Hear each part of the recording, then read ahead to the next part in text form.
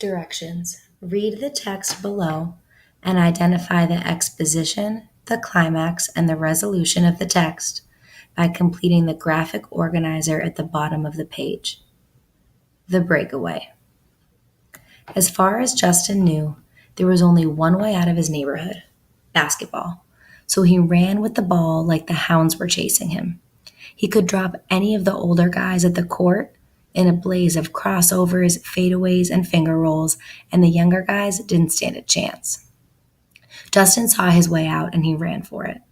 But the world has a funny way of changing right when you think you've got things figured out, and that's just what happened to Justin. One day, Justin was shooting around at the local court. Some guys from another block ran up and asked to play. The big one in the middle said that he had heard that Justin was the best and he wanted to see if it was true. Justin said, "Nah, man, I'm just shooting around with my cousin. I ain't trying to get all sweaty right now." But the big guy was insistent, and Justin's cousin was bugging. "Come on, Justin, drop this guy." So Justin figured that he'd just do what everyone wanted and play. Justin was running all over the big guy and making shots while he did it. But just as the outcome of the game seemed certain, the big guy shoved Justin as he went for a layup. Justin went flying in just such a way that he managed to tear up in his right knee. The doctor said Justin might never play again, and if he did play, he wouldn't play the same. Justin was devastated. The first 6 weeks, Justin just laid in bed with his leg in a long cast, feeling like a broomstick. He watched 3 reruns of The Simpsons every day and ate potato chips until the bag was empty. Then he'd dig the salt and grease out of the corner with his index finger. Justin blew up like a balloon as he watched his once bright future fade away. Right when he reached the bottom of the pit of despair, Justin's sister Kiki came home from the university.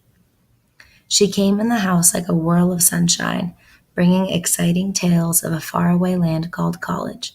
Justin was amazed and intrigued by the dorm room dramas and campus craziness that Kiki told, but he could hardly believe any of it. It was as if she were telling him about some fantasy land, high above the clouds. Justin gazed off dreamily as she spoke. "Justin," she interrupted his daydream, "let me see your progress report."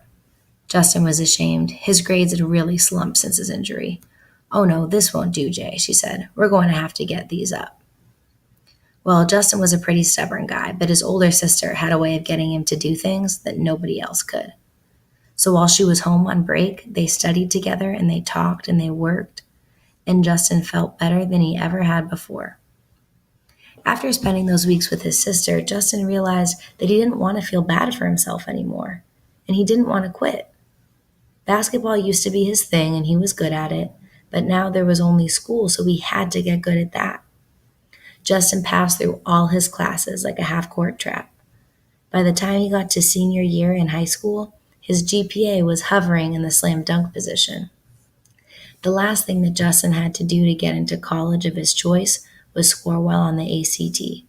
Well, wouldn't you know it, using the study skills Justin had acquired from his sister, Justin scored a 24 on the ACT. That's not the highest score a person can get, but it was high enough for Justin. Now he had his academic game together. Though the recruiters never came to Justin's door, every university that he applied to accepted him. And when the fall came, Justin had his choice in colleges. Though he'd miss his family, Justin decided to enroll in the sunniest university in Hawaii. And nobody could say that Justin made a bad choice.